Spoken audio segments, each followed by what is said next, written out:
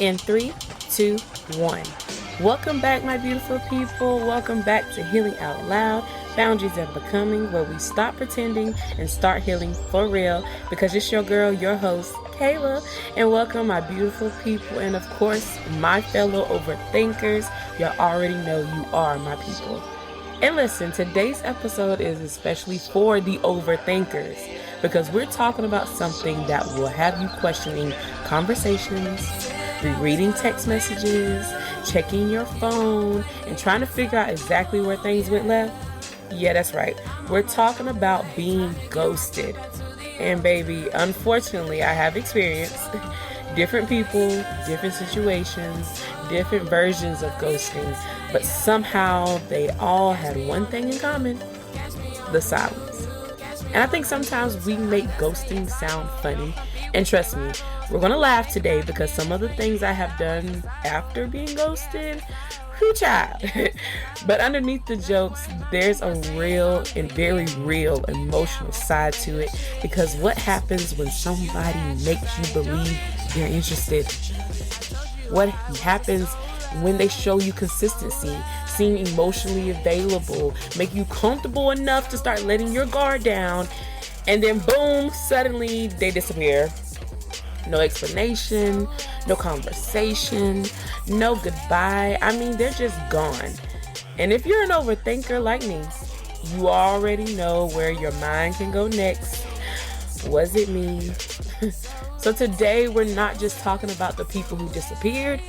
We're talking about what their silence made us question about ourselves, okay? We're talking about deleting numbers, blocking and unblocking, hiding alerts, hoping they'll come back. What happens when they actually do come back? And eventually realizing that sometimes no response was the response.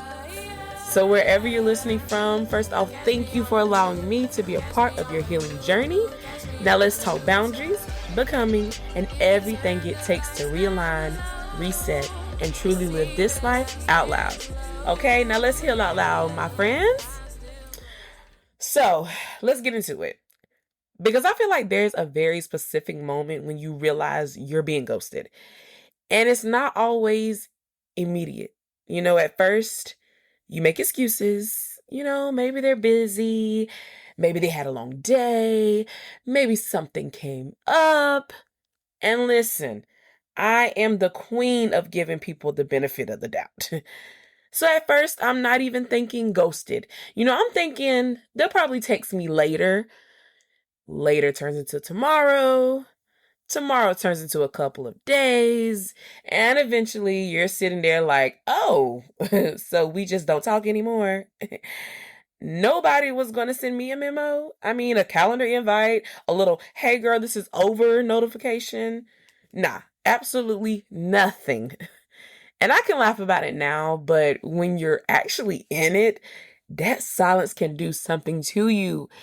Especially when the person gave you every reason to believe that they were interested.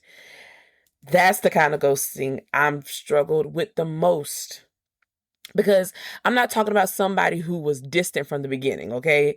I'm talking about someone who was communicating, someone who seemed interested, someone who presented themselves as emotionally available. You start getting comfortable. You start letting your guard down a little. You start, getting used to talking every day. And then suddenly the energy changes. And I think that's what can make ghosting so confusing. Because now I'm not only trying to accept that they're gone, I'm trying to figure out when you decided to leave. Was it something I said? Was there a conversation I missed? Did I do too much? Did I not do enough? Did I misunderstand what this was? And baby, once the overthinking starts, oof, here comes the investigation. Now I'm replaying conversations like game footage. Okay, Monday, we were good. Tuesday, we were definitely good. Wednesday, okay, wait a minute. That was that one text that was a little dry. And now I'm analyzing punctuations. Why did they put a period right there? They normally use emojis. Listen, friend, that mind will have you creating an entire explanation because the other person didn't have the courage or maybe, even the emotional maturity to give you one. And then comes the part I know some of y'all have done too. Come on. You deleted that number. Yeah, you did. Because now I'm done. Okay, I'm choosing me. I'm moving on. Point blank, the period. Did I block the number? Oh, yeah, now we're really done. Okay, I'm standing on business. But then, friend, I unblock it. Because you know what? If they try to call back, listen, don't judge me because this is called healing out loud. Not I've had it together the entire time, okay? We're telling the truth over here. And there was one other thing I started doing that looking back was actually deeper than I realized. I would hide the alerts because I needed to stop waiting for the notification, okay? I needed to stop hearing my phone go off and immediately wonder, is that them? And one day I realized I was literally trying to train my brain to stop expecting somebody I had gotten used to hearing from. Because that is a part of ghosting we don't talk about enough. Sometimes you're not grieving a relationship, you're grieving a routine. You got used to their name popping up on your phone. You got used to telling them about your day. You got used to the good mornings, the random conversations, the little check-ins. You got used to their presence. And now you're trying to teach yourself how to live without something that has completely become part of your everyday life. That's why telling somebody, just block them and move on, isn't always enough. Because, friend, I can block your number and still wonder why you stopped calling. I can delete your contact and still remember the number. I can hide your alerts and still look at my phone. And I can tell everybody else that I'm good while privately asking myself the question that probably hurts the most. Was it me? And that's where ghosting can become bigger than somebody simply not texting you back. Because eventually their silence can become your self-doubt. And friends, that's where we really need to talk. So now we get to the question, was it me? Because if I'm being completely transparent, there have been times when being ghosted made me question myself way more than I questioned the person who actually disappeared. And isn't that crazy? They stopped communicating and somehow I put myself on trial. I started going back through everything. Was I too much? Did I say too much? Was I too available? Did I show too much interest? Maybe I should have played it cooler. Maybe I should have, opened up more. And if you sit in that space long enough, you can start nitpicking yourself apart. Not just your actions, but you. Maybe I'm not attractive enough. Maybe I'm not interesting enough. Maybe there was somebody better. Maybe I came with too much baggage. Maybe once they got to know the real me, they decided they didn't want me. And that last one, now that one can cut deep because now their silence isn't just rejection anymore. You've turned it into confirmation of every insecurity you already had. And for my fellow overthinkers, we can be especially bad about this because we want things to make sense. Our brain is like, there has to be a reason. And when somebody doesn't give us one, we create our own. Now, unfortunately, the explanation we create usually makes us the problem. But healing has forced me to ask myself a different question. Instead of constantly asking, what did I do wrong? I had to start asking, why am I automatically assuming I did something wrong? Now listen, I believe in accountability. If I did something, I want to know. If there's something I need to work on, I want to work on it. Healing doesn't mean walking around believing you never do anything wrong. Sometimes, friend, we are the problem, okay? But that's growth too, being able to admit that. However, there's a difference between taking accountability for something you actually did and creating a flaw in yourself just to explain somebody else's behavior. And you heard me. I said it. Because somebody choosing not to communicate with me does not automatically mean there was something wrong with me. And I had to learn that. Some people ghost because they avoid uncomfortable conversations. Some people don't know how to communicate what they're feeling. Some people like connection until connection starts requiring vulnerability.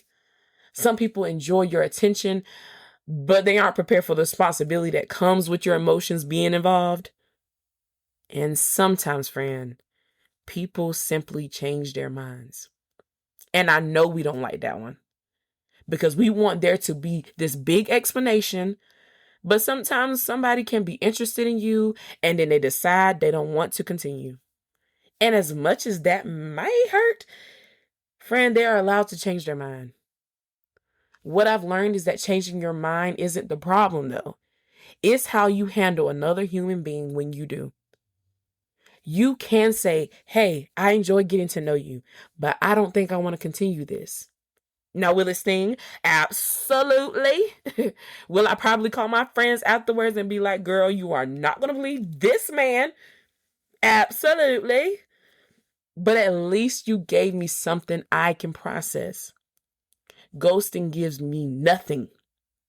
And when you've given nothing, your mind will sometimes fill that empty space with everything you think is wrong with you. That's the part I've had to unlearn. Their silence is information, but it is not a definition of me. It can tell me something about their communication. It can tell me something about their emotional availability. It can tell me something what they're capable of giving me right now. But it does not get to tell me that I'm unlovable. It does not get to tell me that I'm too much. And it definitely does not get to make me shrink myself so the next person will stay. Because I've realized something else. If being myself makes somebody leave, what exactly was my alternative? Become somebody else just to keep them? I think not. I've done too much healing to start abandoning myself because somebody else decided to disappear. And maybe that's the shift. I used to think, what could I have done differently so they would have, not ghosted me? But now I'm learning to ask, why would I want to convince someone to stay who was comfortable leaving me confused? And listen, friend, learning that does not mean you instantly stop caring, okay? It doesn't mean you don't miss them. It doesn't mean there won't be a little part of you wondering what would happen if their name suddenly popped back up on your phone. Because, baby, sometimes after you've finally accepted the silence, after you deleted the number, after you blocked them, unblocked them, blocked them again, and finally stopped checking, finally started moving forward. Oh, guess who suddenly remembers how to use a phone? The ghost. And somehow they always come back with that same little message. How many of you know it? Hey, stranger. Stranger. Oh, now I'm the stranger. Baby, you disappeared. So yeah, let's talk about what happens when the ghost comes back, okay? Because that's key. Okay, so you finally did it. You stopped checking. You stopped wondering. You stopped looking at your phone every 5 minutes. You finally got to the point where you can go through your day without thinking about them every 10 seconds. Life is moving. Skin is clearing up. Peace is returning. You're minding your business. And then, ding, you look at your phone. And there it is. Hey, stranger. Stranger, excuse me. Sir, ma'am, beloved. You made us strangers. I didn't wake up one morning and decide we were no longer speaking. You disappeared. And now you're coming back like we accidentally lost each other in Walmart. No. Let's start there. And listen, sometimes it's not even, hey, stranger. Sometimes they test the waters first. How many of you ever had that ghost who watched the story, then they liked your story, and then they like another story, and maybe they'll throw in a little heart or two on something, and you see it. Oh, you see it. Don't act like you didn't.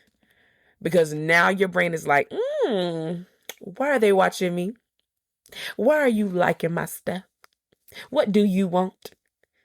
And then finally comes the message. How have you been? Oh, now you care about my well-being? Where was this wellness check when I was trying to figure out why you disappeared? But here's where I had to be real with myself, because as funny as I can make it now, there were times when I wanted that message. I wanted them to come back, especially when I still questioning whether I had done something wrong, because them coming back almost felt like proof. Like, see, it wasn't me. They did like me. They do miss me. And I knew what we had meant something. And sometimes that little notification gives your ego exactly what it has been waiting for. But your ego feeling validated and your heart being safe, friend, are two completely different things. That was something I had to learn, because somebody coming back doesn't automatically mean they came back different. Read that again. But since this is a podcast, rewind it if you need to hear it twice, okay? Somebody coming back doesn't automatically mean they came back different. Sometimes, friend, they're lonely. Sometimes what they went looking for didn't work out. Sometimes they missed the attention. Sometimes they're checking to see if they still have access. And yes, sometimes people genuinely reflect, grow, and realize they handled something poorly. I believe people can change. Okay, I'm living proof that people can change. But if you're coming back into my life after disappearing, baby, I'm gonna need more than a hey stranger. We need to acknowledge the elephant in the room. Actually, forget the elephant. There is a whole zoo in this room, because how are we going to pretend you didn't disappear? How are we going to skip over the part where I was left confused? How are we supposed to go back from silence to normal conversation without acknowledging what happened?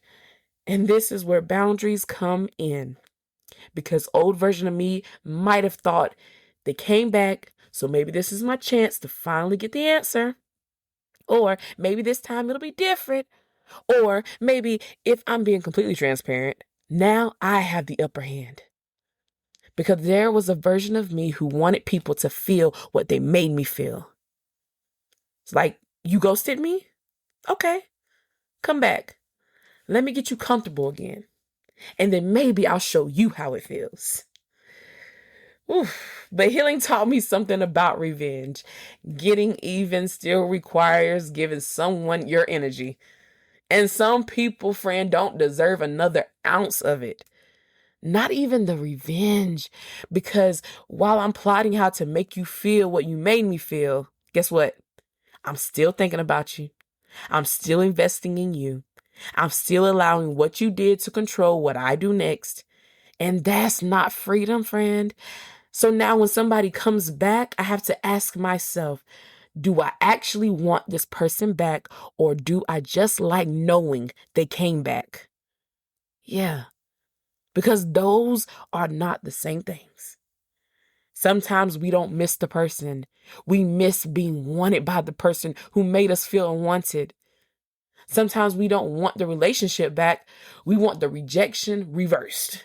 We want them to choose us now, because their disappearing made us question why they didn't choose us then.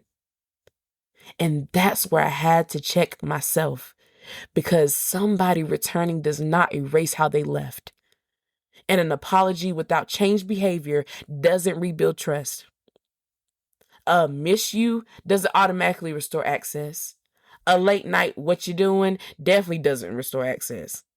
And watching every single Instagram story I post, baby, that's not communication. Use your words.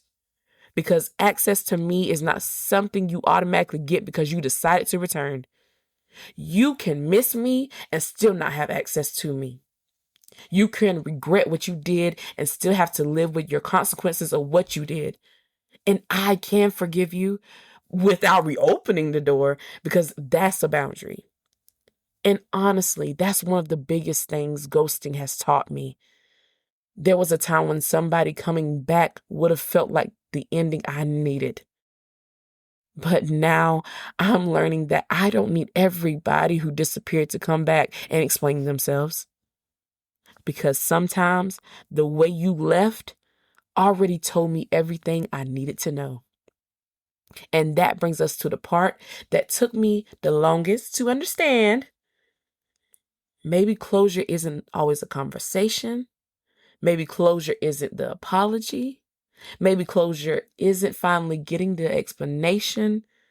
Friend, sometimes silence is the closure. So there's something I heard recently that really made me think differently about being ghosted, And I can't remember what podcast I was listening to, so please forgive me. But it was basically saying, it doesn't matter why they ghosted you. And at first, okay, I'm like you. Excuse me, sir, it absolutely matters. I have questions because I want to know what happened. I want to know what changed. I want to know why we went from talking every day to nothing. I want to know if it was something I did. I want to know if there was somebody else. I want to know if any of it was real. I want to know why. But the more I sat with that statement, the more I started to understand it. Because sometimes knowing why doesn't actually change what happened. Okay, let's say they ghosted because they got scared. Okay, they're still gone. Okay, let's say they met somebody else. They're still gone. Okay, let's say they weren't emotionally ready. Still gone. Let's say the timing was wrong. Friend, still gone. And I'm not saying explanations don't matter. I'm saying sometimes we become so obsessed with understanding why somebody left that we delay accepting the fact that they left. And I heard another perspective that gave me even more peace, friend. They said maybe you and that person just weren't in season. Oh my gosh. Now that changed something for me because everything isn't necessarily about somebody being a horrible person. Sometimes two people can meet, genuinely like each other, have chemistry, enjoy each other, and still not be in the same season. Maybe I'm in a season where I'm ready for consistency and you're still figuring out what you want. Maybe I'm ready to build and you're still running from vulnerability. Maybe I'm healing and you're avoiding. Maybe we're both good people, but we're not good for each other right now. And maybe instead of asking, why wasn't I enough for them to stay? I can start saying, maybe we simply weren't in season. And that doesn't mean I wasn't worthy. It doesn't mean that they were necessarily evil. It doesn't even mean every moment we shared was fake. It just means that whatever this was, it wasn't meant to continue the way I wanted it to. And for me, this is where my relationship with God had changed the way I look at people leaving my life. Because I've had to learn how to trust God even when I don't understand the exit. And listen, friend, that's hard, okay? It is. Because sometimes I'll be praying, God, why did you even let me meet this person? Why let me get comfortable? Why let me start liking them? Why let me see potential? Why let them come into my life just for them to disappear? And sometimes I think we expect God to give us an immediate answer. Like he's going to send a notification. Hey, Kayla, just FYI, I removed that one because of reasons A, B, and C. Full report attached. Okay, friend, would that be nice? But that's not always how faith works. Sometimes I have to trust God without getting the explanation. Because what if that person leaving wasn't God punishing me? What if God was just protecting me? What if the thing I was crying about losing was something God knew would eventually hurt me even deeper? What if I was asking God, why did you let them leave? While God was saying, you have no idea what I just saved you from? Whew. And I want to be careful with this because I don't believe every uncomfortable ending means God personally removes somebody from your life. You know, sometimes people make choices. Sometimes relationships simply don't work. Sometimes people ghost because they don't know how to communicate. But what I do believe is that God can work through an ending I didn't understand. I believe he can protect me through a door I desperately wanted to stay open. I believe he can redirect me when I'm trying to hold on to something that isn't aligned with where he's taking me. And I believe sometimes God sees things in people that I can't see yet. Because let's be real, when I like somebody, I'm looking at potential. But the good man upstairs, God, he sees the whole picture. Okay, I'm looking at how they make me feel today. God knows what tomorrow looks like. I'm looking at the connection. God sees the character. I'm saying, but God, I really like this one. And maybe God is saying, Kayla, trust me. And that's where my healing has required faith. Because there have been things I wanted that I later, thank God, I didn't get. People I wanted to stay that I later understood why they couldn't come with me. Doors I cried over that looking back, I can finally say, you know what, God, thank you for closing that.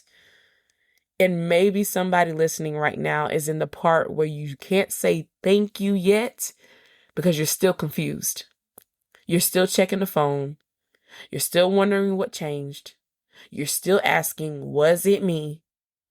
And maybe today you don't need to figure out why they ghosted you. Maybe your prayer simply needs to become, God, if this ending is protecting me from something I cannot see, help me trust you more than I trust my need for an explanation. Because maybe they weren't your person. Maybe they weren't meant for this season. Maybe their leaving made room for something more healthier. Or maybe you'll never know exactly why. But I'm learning that I don't have to understand every ending to trust that God can still lead me forward after it. And that's the difference between where I used to be and where I am now. Old me would have chased down for that explanation. Old me would have needed that conversation expeditiously. Old me would have kept reopening the door just to finally understand why they closed it. But the woman I'm becoming, she's learning to say, if God allowed this door to close, I don't have to keep standing in the hallway begging somebody to open it. I can keep walking. I can trust God. I can trust that what is truly for me will not require me to abandon myself just to hold on to it. And most importantly, friend, I can stop treating every goodbye like a loss. Because some goodbyes, you don't realize they were protection until you finally see what God was making room for. And you know what's crazy? If you've been listening to Healing Out Loud, then you've heard me talk about this before. There was a moment in my own healing where I felt God tell me, Kayla, keep walking. Y'all remember that? And the more I grow, the more I realize the message wasn't only for that one situation. I think God has been teaching me how to keep walking even when I don't understand why something ended. Because sometimes I want to turn around. Sometimes I want to go back and ask one more question, send one more text, check one more time, unblock them one more time, give somebody one more opportunity to explain something that they already showed me through their actions. And I can almost hear it again. Kayla, keep walking. But God, I just want to know why. Keep walking. But God, what if I misunderstood?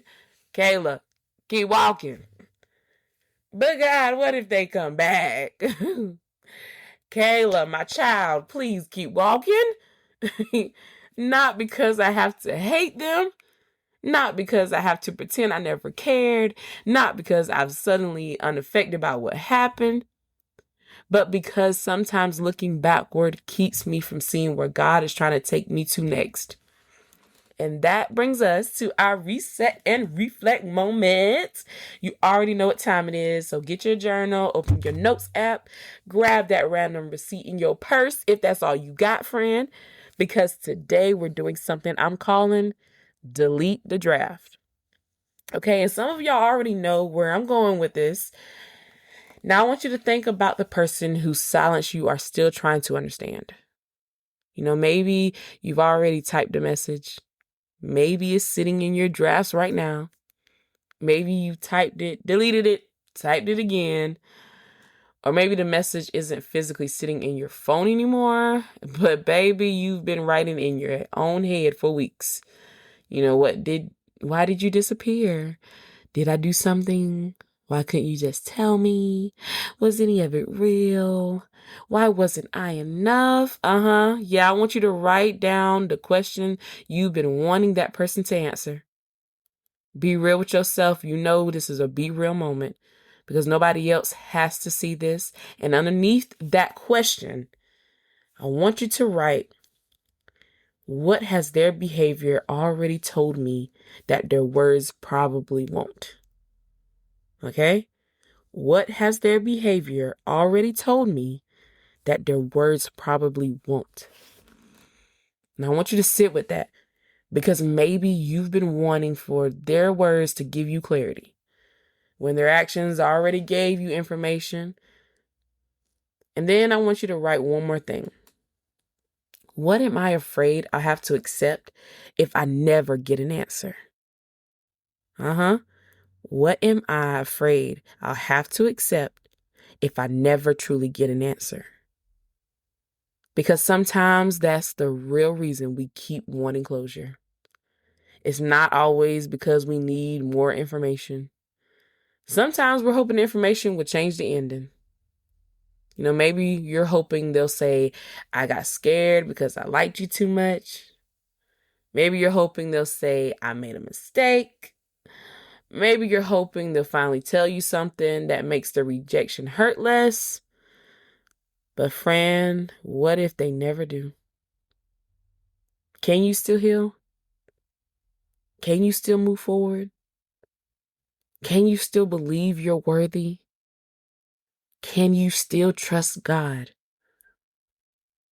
Now I want you to finish this reset and reflect moment by writing, even without an explanation, I give myself permission to keep walking.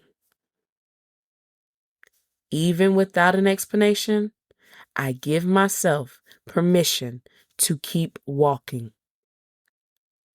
And if your faith is part of your healing journey like mine, I want you to add, God, help me trust what you're doing, even when I don't understand what you're removing. One more time.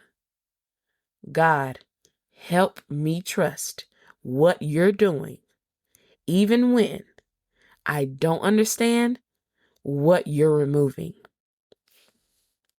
And now, friend, delete the draft.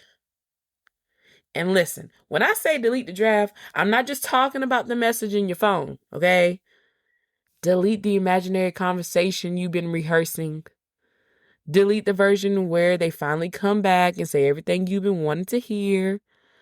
Delete the belief that there's explanation is required for your healing. Because maybe closure isn't them finally giving you an answer. Maybe closure is you deciding you no longer need one. And I know that sounds easier than it actually is. Healing doesn't mean tomorrow you won't think about them. You might. Healing doesn't mean their name popping up wouldn't still do a little something to you. It might. Healing doesn't mean you never wonder why again, okay? You probably will. But the difference is, friend, you don't have to follow every question back to the person who created it. You can wonder and still keep walking. You can miss them and still keep walking. You can wish things ended differently and still keep walking. You can love what the connection was and still recognize that it wasn't meant to come with you into this season. And maybe one day you'll look back and understand exactly what God was doing. Maybe you'll meet somebody who communicates instead of disappearing. Somebody whose consistency doesn't leave you guessing. Somebody who doesn't make you train your brain to stop expecting them. And maybe you'll look back at the thing you once begged God to restore and say, oh, that's why. But until then, trust Him, trust your healing, trust the woman you're becoming. And when that little voice tells you to go back looking for an answer, remember, Kayla, keep walking. And whatever your name is listening to this, put your name right there too. Okay? Keep walking. Because sometimes the biggest sign that you've healed isn't that they came back. It's that they came back and you didn't need them anymore. That, say it with me, guys, that's growth, baby. Now, before we close this one out, I want you to remember something. Being ghosted does not mean you weren't enough. It doesn't mean you weren't interesting enough, attractive enough, lovable enough, or worthy enough. And it doesn't mean you have to spend the next 6 months trying to figure out what you could have done differently. Sometimes people leave without explaining themselves. Sometimes people aren't emotionally capable of giving us the communication we deserved. Sometimes two people simply aren't in the same season. And sometimes we may never know why. But what I know now is that I don't need somebody else's explanation to continue becoming the woman God is calling me to be. I can be disappointed and still move forward. I can have questions and still choose peace. I can miss somebody and still know they don't belong in my life anymore. And I can trust that if God allows something to end, He can also take care of me on the other side of that ending. So if you've been sitting around wondering, why did they ghost me? Maybe today you stop asking why. Maybe today you stop checking. Maybe today you stop waiting for the notification. Maybe today you finally delete the draft. And maybe your only answer needs to be, we weren't in season. I don't hate you. I don't need revenge. I don't need to convince you that you made a mistake. I don't even need you to come back. I'm just going to trust God and do what? Keep walking. Because sometimes what feels like rejection in the moment becomes protection when you finally see the bigger picture. And remember, if that ghost ever decides to rise from the dead again, please remember, friend, returning does not automatically mean they deserve access. Okay? Now, before I let all my beautiful people go, I also want to tell my girlies about something we have coming up. Now, by the time you're hearing this, we are getting close to September, which is what PCOS, actually PMOS, and we're going to get into that, but it is the awareness month. And my OG listeners might remember that I've talked about my own PCOS journey on this show before. And I told y'all we were going to revisit that conversation. And friend, you know I meant it. So in September, I'm going to be sharing an update on where I am in my own personal journey, the good, the frustrating, what I've learned, what changed, and where I am now. But this time, I want y'all involved in this conversation. So I've created a link where you can submit your questions completely anonymously. So whether you're one of my PCOS girlies, you're newly navigating your own journey, or you simply want to understand PCOS better, I want to hear from you. And because it's anonymous, you don't have to be embarrassed. You don't have to put your name on it. Just ask the questions that you've been afraid to ask. Ask about something you've experienced and wondered, and am I the only one dealing with this? Ask me about my experience. Ask about the things we don't talk about enough. So be on the lookout across my social media accounts. That's right, Facebook, Instagram, TikTok. I'm on all of them, but there will be a link. And I'm thinking one of our September episodes will be a special PCOS Q&A where we'll take some of those anonymous questions and have a real conversation, educating, uplifting, sharing experiences, and making sure my PCOS girlies feel seen. And of course, please remember, I'm not a doctor, okay? I'll always be clear about when I'm speaking from my personal experience, and when we're discussing medical information, we're going to make sure we're using reliable information and encouraging you to talk with your healthcare provider. Because healing out loud isn't just about relationships, it's about all of it, okay? Our boundaries, our bodies, our confidence, our faith, our setbacks, our questions, and every version of ourselves we're becoming along the way. So keep an eye on my socials, find that link, and send me those anonymous questions, because September, we're talking PCOS, PMOS girlies. And with that, that's a wrap for today, friends. Thank you for showing up for your messy, beautiful, real self, and for being willing to do the work it takes to heal. Make sure you follow the show wherever you listen, rate a review. Please subscribe to the YouTube and share this episode with somebody who's still staring at their phone, wondering why somebody disappeared. And if that's you, baby, put that phone down. Keep setting those boundaries. Keep becoming who God created you to be, and keep healing out loud, because every step forward matters. And yes, my friend, so do you. Now, until next time, it's your girl, your host, who does the most, Kayla. And remember that they may have ghosted you, but you don't have to haunt yourself trying to figure out why. Ooh, that's a word. Until next time. Bye.